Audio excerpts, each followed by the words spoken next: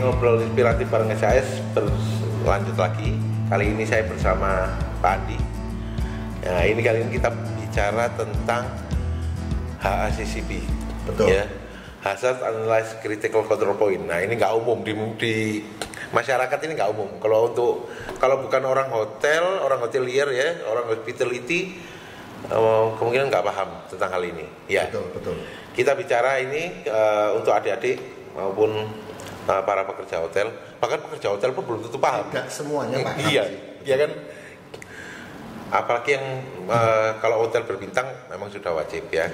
Tapi kalau untuk hotel-hotel melati ya kan, wah itu belum masuk kayak ke situ ya. Penerapannya apalagi ya kalau untuk apa sih HACCP ini akan dijelaskan. Nah ini sama Pak Andi. Nah HACCP sendiri itu maksudnya apa itu?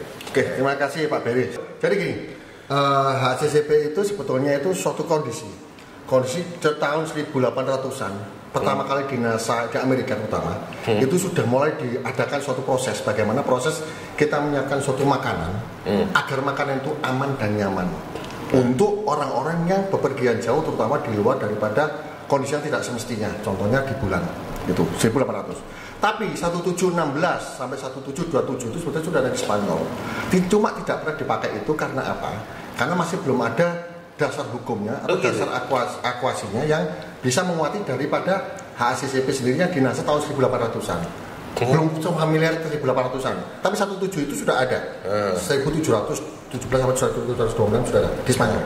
Tapi di NASA-nya inilah akhirnya orang booming. 1800 timbul suatu polemik bagaimana caranya mengadakan suatu makanan yang aman dan nyaman dan bisa dibawa di tempat yang tidak semestinya tadi di bulan. Perbedaannya apa? Kalau di Spanyol tadi berbicara mengenai pengawetan.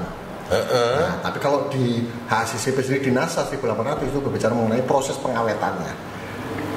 Secara umumnya, jadi 1717 itu contohnya pengawetan daripada makanan, pengawetan daripada ternak, pengawetan daripada jenazah kan sudah ada kan pengawetan. Betul. Tapi di 1800 itu dikuati mengerucutnya kepada HACCP itu sendiri di NASA untuk persiapan bagaimana makan itu nyaman dan aman dimakan di tempat. Food safety ya. Betul.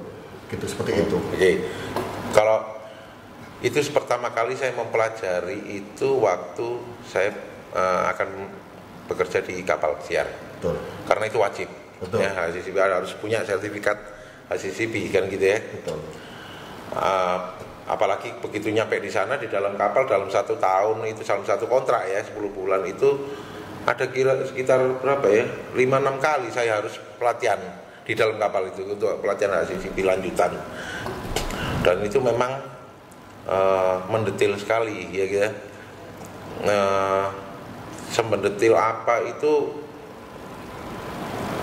kok kayaknya itu sangat sulit untuk belum bisa diterapkan sebetulnya kalau di Indonesia. Kalau hygiene sanitasi oke. Bener nggak ya? Betul. Kalau di Indonesia sudah bisa diterapkan gitu loh untuk hygiene sanitasi. Betul. Tapi kalau tingkatan HACCP ini berat ini urusan. Bener nggak? Betul. Karena gini HACCP itu bicara mulai dari produksi sampai konsumsi. Ya. Kan itu ya, betul ya? Betul.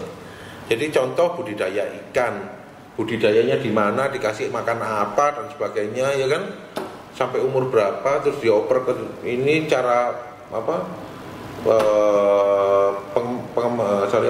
Frozennya itu gimana? Betul. Frozennya seperti apa? Terus sampai pengemasannya gimana? Sampai masuk ke distributor gimana? Sampai masuk ke hotel seperti apa? Itu kan urut. Betul. Iya. Nah itu kalau menurut Pak Andi sendiri ya, maksudnya apakah sudah anak-anak ini udah mulai paham nggak sih tentang pentingnya itu kira-kira? Kalau orang di hotel itu kira-kira memahami nggak pentingnya itu menurut Pak Andi?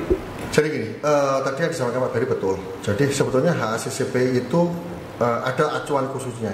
Jadi kalau kita bicara rantai kondisinya, ini kita bicara di cerita tadi, 900 tadi, itu tidak ada salah Pak Beri sampaikan itu. Pertama tentang mengenai HACCP. Ternyata HACCP itu adalah tempat terkecil daripada suatu rantai. Di paling besar itu mana? Paling besar itu adalah ISO. ISO 22000, ada 2005 sama 2015. Yang sekarang ini yang berjalan adalah 2018. Nanti akan ditarik 2021 menjadi 2024. Yang paling besar lagi rantainya adalah ISO 9001 tentang mutu 2015. Nah, kadangkala gini, Indonesia ini sudah bisa melaksanakan ini semua. Cuma ada dua kondisi yang tidak bisa dilakukan HACCP tidak berjalan di Indonesia. Apa itu? Komitmen dan konsistensi. Wah, itu berat itu memang. Dan konsistensi. Kenapa? Betul. Kenapa? Ya kita tahulah budaya kita bagaimana sih. Kalau kita tidak disuruh tidak akan melaksanakan itu.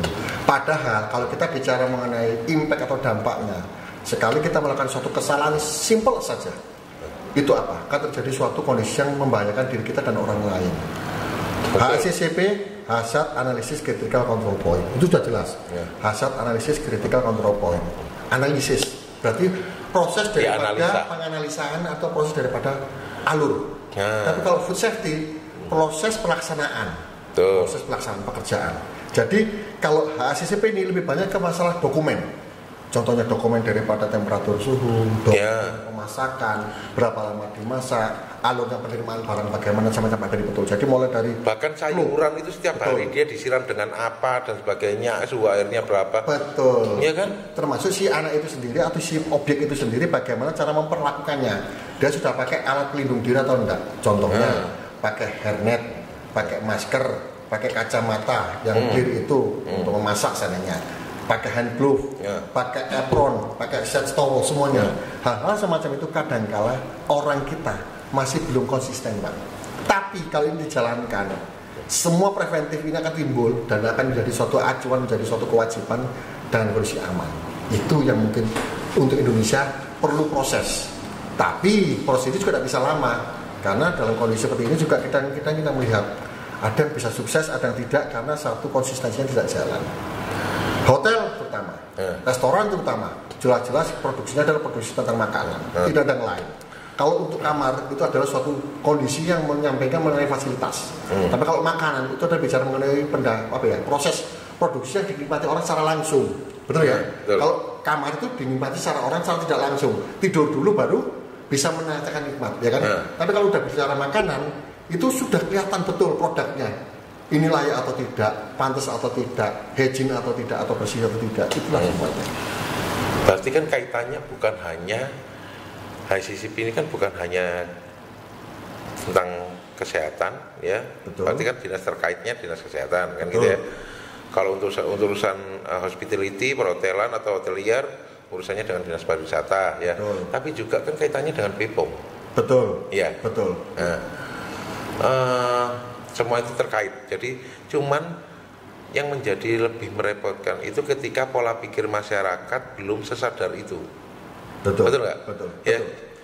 Dalam artian gini, maksudnya bahan ini dari mana? Bahkan piring ini dicuci dengan cara gimana sih kadang-kadang dipikirkan. Betul. Seperti itu yang belum. Kenapa kok belum? Saya rasa belum masuk juga HACCP ke Indonesia, jadi kayak nggak dianggap gitu dia HACCP di Indonesia ini gitu ya. Betul. Masalah kesehatan itu masih disepelekan. Betul. Ya. Betul. Sedangkan di sana di luar ya, yang lebih keras tentang HACCP itu kan ada Amerika dan Belanda, ya. Dan Inggris itu. Inggris juga ya. Dan Inggris dua. Kita pakainya acuan. Itu kan sangat ketat sekali. Betul. Tentang HACCP, bagaimana mereka melindungi warga negaranya supaya nggak sampai entah itu keracunan makanan, itu kan tanggung jawab pemerintah jadinya. Betul. Ya.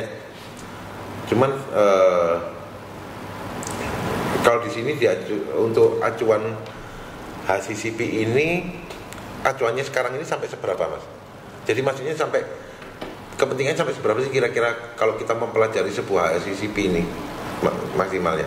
Gitu ya. Jadi gini, sebetulnya tadi itu kondisi ini, Indonesia ini sudah bisa menerima, ada namunnya, tapi namun tidak dimasukkan sebagai gini. Kalau kita sekolah itu PMP agama itu kan bahasa Indonesia kan wajib. Nah, saya kira larinya sudah ke situ ya.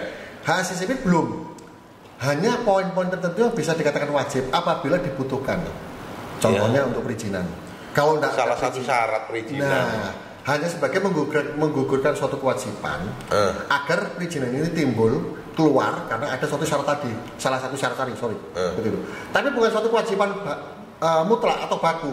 Contohnya seperti ini, di suatu sekolahan perhotelan harus ada mata kuliah khusus MKK. Nah, kalau MKU-nya jelas, MKK-nya mata kuliah khusus apa? Tentang keamanan pangan, food safety. Boleh apa enggak? Boleh, tapi itu tidak pernah dijalankan di Indonesia karena belum merupakan suatu kewajiban. Seberapa jauh animunya orang melihat itu belum ada. Paling tidak hanya sekitar 60-70% lah. Sisanya apa? Sisanya hanya mengikuti regulasinya aja, follow regulation, mengikuti aturan. Iya, betul.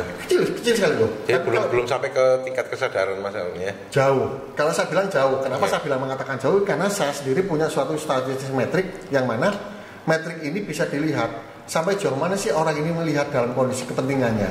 Ya tadi karena tidak diwajibkan. Coba seandainya dari salah satu institusi pemerintah, saya tidak menyebutkan jenis atau apapun lah. Wajib punya. Kalau tidak punya, izin tidak akan dikeluarkan. Itu belum sampai ke situ. Contoh BPOM. BPOM itu ada MLDL, ada MDL, ya kan ada 12 digit sampai 13 digit. Ada namanya SNESLET. Nah, itu kelas semua jelas. Kalau seandainya itu timbul dan ada pelampiran satu dokumen lengkap, itu lebih gampang. Ya kan ada IRT industri rumah tangga, ya kan barcode jelas. Itu jelas kan? Kalau tidak ada itu produksi bisa keluar apa enggak? Nggak bisa. Tapi kadang-kala ada orang yang ngakali. Nah itu sama kayak suatu food safety, tidak ada suatu kondisi yang jelas secara dokumennya, tapi bisa keluar izinnya. Tapi pada waktu terjadi suatu kondisi, kecelakaan kah, keselamatan kerja kah, atau keracunan, semua akan angkat tangan. Ya, karena apa? Bukan suatu hal yang mutlak wajib dipelajari, hanya kepentingan kondisinya itu aja. Gitu loh, Pak. Nah, itu dia. Banyak juga yang bahkan sebetulnya mereka juga tidak tahu tentang HACCP, sangat-sangat tidak tahu tentang hygiene sanitasi. Bahkan mereka banyak masyarakat yang belum tahu loh tentang itu, pentingnya kebersihan sanitasi dan sebagainya. Itu bahkan mereka nggak, mungkin menganggapnya bahwa ya segini aja cukup bersih gitu, karena mereka itu kan masalah kebiasaan, habitnya. Iya. Nah, sedangkan mereka begitu disadarkan, belum sampai HACCP ini ya, ini sampai di hygiene sanitasi aja, kadang mereka pemikirannya sudah menolak, alah buat apa kayak gini. Betul. Iya kan? Kadang yang simpel aja, pedagang soto di pinggir jalan yang pakai gerobak, mereka mencuci piringnya di mana? Kadang ember tempat yang tidak, ya sebenarnya dikatakan tidak semestinya sih tidak, cuma kadang-kala apakah sudah memenuhi syarat kesehatan, itulah yang jadi pertanyaan kan? Iya kan. Nah, sekedar seorang pedagang soto seperti itu, mereka biasa nyuci pakai ember, ya karena bahkan nggak pernah pakai sabun ya, cuman di iya, habis itu dipakai lagi ya, kan gitu ya. Terus kemudian kita beri pelatihan hygiene sanitasi, otomatis otaknya nolak langsung, Mas. Nggak nolak lagi, biasanya dia kan bertanya gini, loh dulu zaman saya, ibu saya gini aja juga nggak ada yang sakit kok lah, kan kan happy tadi. Iya. Nolak karena faktor alasannya banyak, karena faktor usia, karena dulunya aman-aman aja. Tapi kalau kita bicara kepentingannya nanti ke depannya, itu orang kan melihat dengan baik. Oke, nah, terus kemudian kalau bicara HACCP ini sebetulnya panjang berhari-hari, bisa kalau materinya Mas ya, maksudnya untuk seminarnya aja bisa sampai entah berapa minggu. Kalau sampai full kira-kira berapa hari sih? Kalau full kurang lebih sekitar ya, kalau full murni ya materinya sampai habis itu kira-kira. Kalau sampai habis secara dari basic sampai intermediate itu kurang lebih bisa jadi sampai 12,5 dalam seminggu sekali. Satu kali itu bisa jadi 2 jam sampai 2 jam setengah. Karena apa? Kekuatan orang menerima suatu kondisi itu berbeda-beda. Kadang 3 jam ada yang sudah ngantuk. Tapi kalau kita benar-benar konsen di situ bisa sampai 12,5. Oke. Ya, itu secara kondisi ya, dari basic sampai intermediate. Benar-benar digeber seperti itu. Nah, itu kan beberapa kali Mas Andi mengadakan ya melalui himpunannya ya. Betul. Apa himpunan HKPI ya. Himpunan Kuliner dan Pariwisata Indonesia. Nah, di situ kan mengadakan pelatihan HACCP gratis. Jadi teman-teman juga yang lain mungkin bisa lihat ya nanti ya. Betul. Itu tayang di YouTube nggak? Ditayangkan di YouTube juga. Informasi kita juga dengan rekanan kita Nah sekarang ini juga ada di Asia juga, saya kira itu akan on streaming ya, streaming seperti itu. Kecuali kalau seandainya ada kondisi-kondisi secara offline akan tersendiri nanti kasusnya. Terus pelatihannya juga via Zoom ya? Pelatihannya via Zoom. Sementara seperti itu, karena terus terang secara directly kita terbantu dari kondisi ini ya, regulasi pemerintah tentang pandemi ya saya kira ya. Gitu. Nah, dan itu ada yang free, ada yang nantinya pelatihan itu berbayar. Betul sekali, betul. Karena tergantung daripada tingkat kepentingan dengan bobot materinya soalnya. Oke. Tidak semuanya orang bisa nerima kalau kita kasih bobot materi yang berlebihan. Biasanya kita kasih di basicnya. Koma nanti orangnya mas. Sorry? Koma nanti orangnya malah nih. Biasanya gitu. Yang kedua ya tapi biasanya dapat sertifikat habis itu ditagih juga nggak ngerti kasihan gitu. Kasihan. Terlalu berat masuknya ke sini. Yang tidak pernah dia terima tiba-tiba dimasuki gitu. Betul. Iki opo kan gitu istilahnya kan. Betul. Nah itu jadi teman-teman yang ingin tahu tentang HACCP, belajar tentang HACCP, boleh ikuti pelatihan atau seminarnya Andi ini di HKPI ya, untuk yang ada yang free, ada juga nanti dibuatkan pelatihan khusus untuk yang tingkat lanjutan ya. Betul, tingkat lanjutan, dan itu nanti akan konsepnya tersendiri, tidak akan sama dengan konsepnya HKPI karena itu memang benar-benar untuk profesi. Untuk yang profesi. Jadi yang memang sudah berkarir di dunia perhotelan dan untuk masalah untuk sertifikat masalah HACCP-nya ya. Betul. Hygiene sanitasinya atau food handler-nya kan kayak gitu ya, penjamah makanan dan sebagainya kayak gitu, itu akan ada lanjutannya. Nah, dan di mempelajari HACCP ini udah berapa lama? Kurang lebih saya tidak langsung hampir 23 tahun. Itu pun juga menurut saya juga belum cukup saya menerima karena HACCP itu sama kayak seorang perempuan Pak Beri. Yang setiap hari harus ganti baju agar orang itu bisa sedap di pandangan gitu ya. Gitu ya? Iya, karena proses itu juga setiap kejadian itu ada aja. Ganti tahun, ganti demografi, ganti budaya. Perkembangan lagi ya. Betul, ada teman-teman itu. Apalagi sekarang ini kan kita juga secara tropikal ya di Indonesia. Tidak akan sama secara yang modelnya parsual system yang berada di Eropa atau Britania Raya. Di sana ada mengenal 4 musim, kita hanya 2 musim. HACCP pun tidak akan sama HACCP-nya. Sesuai dengan demografi dan kulturnya. Ya tadi habitat ini salah satunya. Iya. Itu ya. Betul. Nah, jadi kita terus terang juga pengen mengenalkan HACCP ini ke masyarakat, meningkatkan kesadaran masyarakat tentang pentingnya bukan HACCP lah, ketinggian hygiene sanitasinya aja. Betul. Ya kan, supaya kesehatan masyarakat juga semakin membaik, peningkatan. Kalau gini aja, peningkatan sebetulnya namanya di dalam masyarakat ya, peningkatan itu pasti ada. Mulai dari yang zaman dulu orang makan itu kan seperti apa, dengan yang zaman sekarang kadang berpikir bahwa orang dulu itu seperti ini loh cara makannya, sedangkan kita tidak seperti itu sekarang dengan cara ini. Itu kan udah perubahan, peningkatan gitu loh. Dan ini harus terus, peningkatan ini harus terus, nggak boleh berhenti dengan hanya seperti ini kan gitu. Hygiene sanitasi bukan dibiasakan mulai kecil sampai dia tua cara hidupnya seperti itu. Nah, tapi tidak diajarkan atau ilmu baru tentang hygiene sanitasi. Itu sangat disayangkan kan gitu buat masyarakat. Betul. Ya kalaupun langkah-langkah sudah dilakukan oleh pemerintah ya, kadang memang menumbuhkan kesadaran masyarakat ini nggak gampang juga. Betul. Ya itu yang kita harapkan, bisa memberikan motivasi ya dari obrolan ini. Semoga ada sedikit kesadaran dari masyarakat tentang pentingnya hygiene sanitasi, terutama untuk food safety atau keamanan pangan.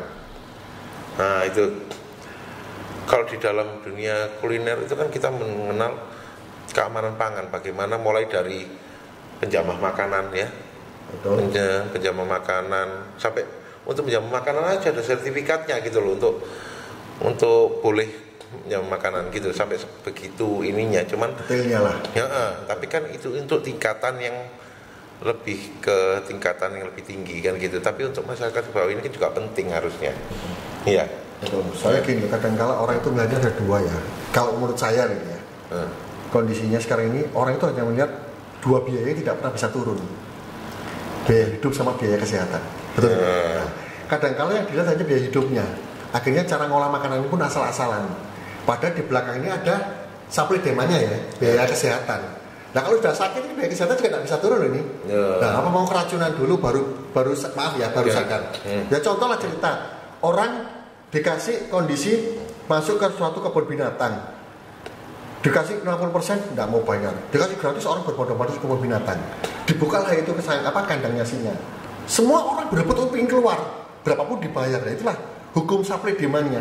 Kalau sudah sakit, berapapun akan dibayar akan sembuh. Nah, preventifnya jangan sampailah sakit. Jangan cara apa? Keamanan panganan dijaga, proses memasaknya dijaga. Betul tidak? Iya. Proses pemilihan daripada vendor itu supaya juga dijaga. Iya. Itulah kadang-kala orang kita belum sampai ke situ, lihatnya hanya gaya hidup tinggi, kadang-kala shortcut.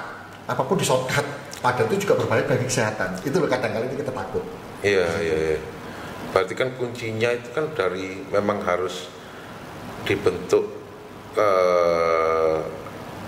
memang entah sudah ada atau belum ya rentetan antara urutannya dari produksi sampai ke konsumsi itu tadi. Betul. Di Indonesia itu kayaknya belum ada ya juga ya. Di Indonesia sudah ada namanya GM system. Jadi GP system. GP system itu Good Farming Agriculture Practice GAP. Itu proses daripada penanaman lahan. Prosesnya. Habis itu Good Farming Practice. Bagaimana cara berkebun yang benar? Pakai pupuknya apa, itu semua harus sudah ramah lingkungan. Habis itu Good Manufacture Practice GMP. Orang sekarang ini banyak orang kan GMP itu GMP itu berhubungan dengan manufacture pabrik ya, pabrikasi ya. Cara penyimpanan dari produksi pengolahan lahan sampai penyimpanan produk. Habis itu Good Receiving, penerimaan.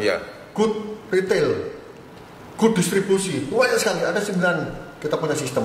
Itu hanya dilakukan pada perusahaan-perusahaan yang memang memahami betul tentang HACCP, tentang teknologi pangan yang benar, agar pada waktu makanan ini diterima dari lahan petani sampai kita konsumsi itu benar-benar dia aman. Makanya kenapa ada kritikalnya. Kritikalnya di mana? Di tiap tadi step-step tadi memiliki kritikal masing-masing. Kritikalnya penerimaan barang bagaimana, cara penanaman yang bahaya bagaimana, penyimpanannya yang bahaya bagaimana. Itu semua jelas Pak. Di situ cuma kadang-kala manusia itu shortcut. Ya, itulah kenapa Indonesia bisa, tapi kadang-kala bukan budaya mandatori, bukan budaya utama untuk dilaksanakan. Selama ini bisa, shortcut, aman. Itu saya kalau saya pribadi saya sesalkan sih. Karena nggak tahu lah dampaknya itu udah keracunan, kematian fatality itu lebih gede. Sama kayak ceritanya itu gunung es dari pucuk itu kelihatan kecil, tapi belakang bawahnya itu gede sekali. Dampaknya bayar ini asuransi kematian banyak sekali. Gitu loh, orang tak ingin ke situ. Nah, seandainya nih, selama diperkenalkan ke masyarakat nih, itu apa bisa dijalankan oleh masyarakat atau selama penjual UMKM ini bisa nggak sih diterapkan? Bisa ya? Bisa. Contoh loh ya, kayak tukang pedagang soto yang saya bilang tadi. Nah itu untuk anunya gimana? Cara penjelasannya cuma dengan cara apa? Kalau di teori agak susah. Ya karena kita tahu ya. Budaya dan demografinya beda, pola pikir kita aja beda, pola pikir orang beda. Karena orang bilang habit dulu aja tidak masalah kok, kenapa sekarang harus dipermasalahkan kan gitu. Sekarang caranya cuma satu, pendekatan secara kondisi. Kalau seandainya seperti ini, kita kasih kasus. Jadi kebanyakan kalau kami melakukan suatu contoh nih, kita lakukan waktu itu di Kupang, kita kasih case. Jangan kita kasih ilmunya, kita kasih kasusnya. Kalau seandainya kamu masak sawi itu ada ulatnya, kira-kira kamu makan apa enggak? Itu lukisnya. Seandainya kalau kamu dikasih piring ini masih basah belum dilap sampai kering, kamu kasih nasi, kira-kira nasinya bagaimana? Kita kasih kasus ini dengan karena pola pikir orang beda-beda. Kalau kita kasih ilmu nggak nutut sudah nggak nyampe. Karena apa? Bukan karena tidak bisa, tapi karena banyak sekali kepentingannya. Mungkin mikirkan ini, betul ya Pak ya? Tapi kalau kita bicara ke satu kasus, kalau ini bagaimana? Dia akan pikir, oh ya pasti akan ini. Kalau bagian ini banyak sekali kan. Kelempar secara kondisi bukan monolog ya, dialog. Ini loh ini. Itu pasti dia akan berjalan. Oh ya, akhirnya proses itu akan berjalan dengan sendirinya, tapi dengan time frame yang jelas. 3 bulan kita dampingi. Ini loh, kemarin kan sudah dijalan seperti ini. Coba dilakukan. Bisa apa enggak? Memang agak sedikit bermasalah karena faktor daripada pola pikir. Tapi kalau sudah dilakukan dengan kondisi baik, orang akan melihatnya, oh iya. Lah, biasa itu namanya kalau di depan namanya pendaftaran, kalau di belakang namanya penyesalan. Itulah kadang-kala bangsa kita seperti itu melihatnya. Kejadian dulu baru kayaknya kok bisa. Nah ini runtuhnya kita lihat kasusnya inilah.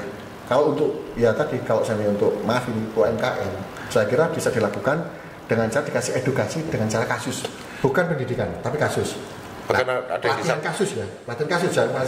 Pendidikan itu bisa masuk setelah kasus itu sudah diterima.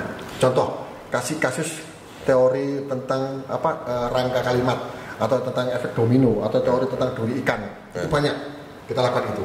Ini kalau ada kasus ini apa yang kamu lakukan? Oh, ini harus ke dokter ini. Nah, oke ya, paham ya? Paham. Ini loh Bu, Pak, teorinya. Ini loh. Oh, ini ya. Ini yang tadi bisa menceritakan ini loh kesini nilainya. Nah, dan lucunya kan kalau orang Indonesia kan kadang malah sampai disangkut pautkan dengan dunia mistik. Padahal keracunan makanan kan gitu ya. Tapi nyambungnya itu bisa ke mistis, halal mistis gitu. Budaya Pak. Iya, makanya kadang aduh. Jujur aja di Indonesia itu ya, selama saya keluar pekerjaan dengan di luar Indonesia itu ranking ke-13 untuk kebersihan daripada keamanan pangan di Asia. Rendah sekali. Asia loh Pak, berarti ada Jepang dan sebagainya kan. Kalau ASEAN kan kecil. Nah ini untuk mendongkrak ke 9 sampai ke 7 ini tidak bisa karena apa? Budaya, tata letak atau demografi tadi. Yang tambahan adalah tentang pola pikir atau mindset. Karena berhubungan dengan habit tadi. Itu belum bisa diubah. Karena bukan suatu kewajiban. Tadi saya bilang, kalau bahasa Indonesia agama PMP itu wajib. Kenapa kok ini bukan wajib? Karena berhubungan dengan kemaslahatan banyak orang, termasuk juga bicara mengenai suatu kondisi. Ini kita sama kematian ini kalau kita bereset ini. Nah, tergantung institusi lain untuk bisa membantu kita. Ada BPOM tadi Bapak bilang, ada dinas kesehatan, ada dinas tenaga kerja, ada dinas pariwisata. Banyak kepentingannya di situ. Ada BUMN terutama kan. Karena kan juga gini, kadang orang Indonesia kan merasa bahwa dirinya ini sudah kebal pada bakteri kan gitu. Betul. Betul. Bahwa semakin makan sembarang terserah kan gitu, yang penting nanti kok malah kebal gitu loh diri kita gitu. Betul. Karena lucunya kan berkacanya itu dari orang jalanan, orang Babung. Ya kan berkacanya kan di situ, Babung mangan nang dalane gak apa-apa. Nah, berkacanya malah ke situ gitu loh. Karena kebudayaan. Itu loh, orang seperti ini aja enggak apa-apa kok, enggak pernah sakit kok. Karena tadi budayanya pola pikirnya udah beda. Itu terbentuknya udah lain, Pak. Kecuali kalau dia ngelihatnya sudah menjadi suatu disiplin ilmu, dia ngelihatnya sebagai suatu tanggung jawab, mungkin agak berat. Contohnya mungkin Pak Berry sebagai seorang pemimpin hotel GM, mau enggak mau akan menjaga semuanya, baik investasinya maupun kliennya kan gitu. Nah, udah itu aja. Kalau dari situ larinya mungkin akan ke semuanya tempat akan dijaga, keamanan pangannya, karyawan di training kan tentu juga. Jadi gini, tadi yang saya sampaikan tadi Pak Berry, secara poin sih HACCP itu adalah bagaimana kita mengendalikan suatu alur permasalahan itu bisa terkondisi dengan baik. Itu HACCP. Karena resikonya gede. Nah, secara kondisi juga HACCP itu penting. Secara poinnya HACCP itu penting. Apa? Ada hubungannya dengan keselamatan dan keamanan pangan. Hubungannya dengan nyawa orang.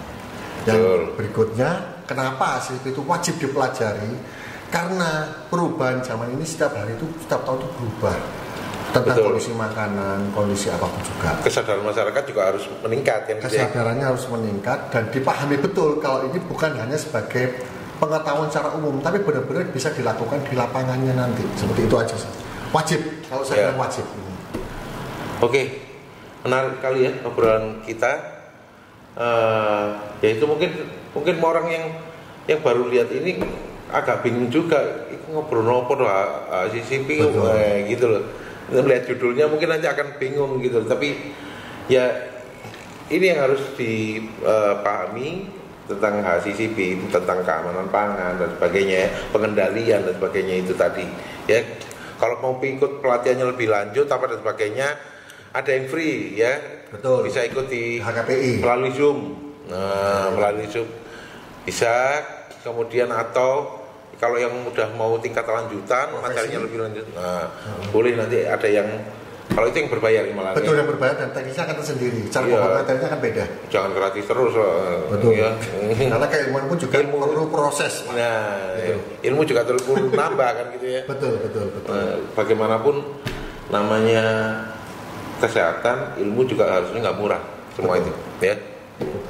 Tapi ya untuk masyarakat juga masih terjangkau kok biaya yang kita anukan gitu ya. Betul. Yang untuk pentingnya HACCP itu masih terjangkau, sangat-sangat terjangkau. Oke, terima kasih waktunya Pak Andi. Sama-sama ya. Pak Berry. Semoga bermanfaat buat masyarakat juga, ada buat adik-adik yang berpendidikan di bidang perhotelan ya, di sekolah perhotelan, semoga bermanfaat. Kemudian untuk yang berkarir di dunia perhotelan dan belum tahu tentang HACCP, ini wajib tahu. Gitu loh, harus wajib sadar tentang ini. Betul. Dan harus dijalankan gitu ya. Oke, sekian obrolan kita bersama Pak Andi. Semoga semakin tetap sehat ya dan semakin sukses. Oke, terima kasih.